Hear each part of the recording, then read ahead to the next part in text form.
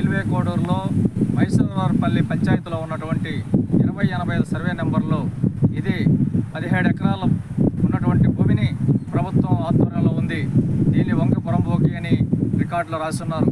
అయినా ఇక్కడ ఉన్నటువంటి వాళ్ళు కొందరు ఈ భూమిని అంతా కూడా కబ్జా చేస్తున్నారు, ఆక్రమించున్నారు.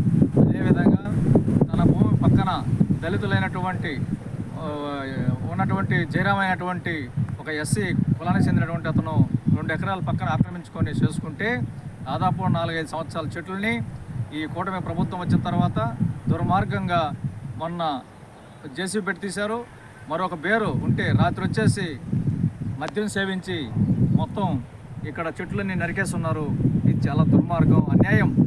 ఏమన్నా చేయాలంటే ఎవరు చేయాలి? రెవెన్యూ వాళ్ళకు ఏమన్నా ఉంటే వాళ్ళు స్వాధీనం చేసుకొని ఇక్కడ ఉన్నటువంటి అగ్రవర్ణాలు మాత్రం ఆక్రమించారు, వాటి జోలికి పోలేదు. తీస్తే మొత్తం 17 ఎకరాలు అక్రమంలో ఉన్నటువంటి తీయాలి. ఇక్కడనే దర్గా కూడా ఇచ్చున్నారు, దర్గా కూడా అనాథరాజు గత ప్రభుత్వంలో ఇచ్చున్నారు. దానికి కూడా పర్మిషను చట్టబద్ధం తీసుకోవాలి. ఇక్కడ హిందూ ముస్లిం గొడవలు పెట్టే ప్రయత్నం చేస్తున్నారు. దాన్ని నివారించి మత సామరస్యాన్ని కాపాడాల్సిన అవసరం ఉంది. అదేవిధంగా ఈ కబ్జాల పైన వెంటనే రెవెన్యూ యంత్రాంగం జోక్యం చేసుకొని స్వాధీనం చేసుకోవాలి.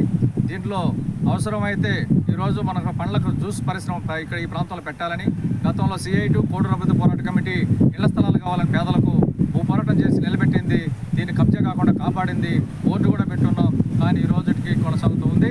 కానీ ఇక్కడ దళితులకు జరిగినటువంటి అన్యాయం మాత్రం చాలా తీవ్రమైంది. తీసేస్తే అందరూ తీసి ఆక్రమించిన వాళ్ళు లేదా కొనసాగిస్తే అందరినీ కొనసాగించి వాళ్ళకు అనుభవ పట్టాలు ఇవ్వండి, అంతే తప్ప ఈ విధంగా ఒకరు కక్షాదింపు చేయటం సరైనది కాదు. వెంటనే దీనిపైన విచారణ జరపాలి. బాధ్యులపైన SC/ST కేసులు నమోదు చేయాలని, వాళ్ళకి నష్టపరిహారం చెల్లించాలని ఈ సందర్భంగా CITU KVPS ఈ పరిశీలన సందర్భంగా డిమాండ్ చేస్తూ ఉన్నాం.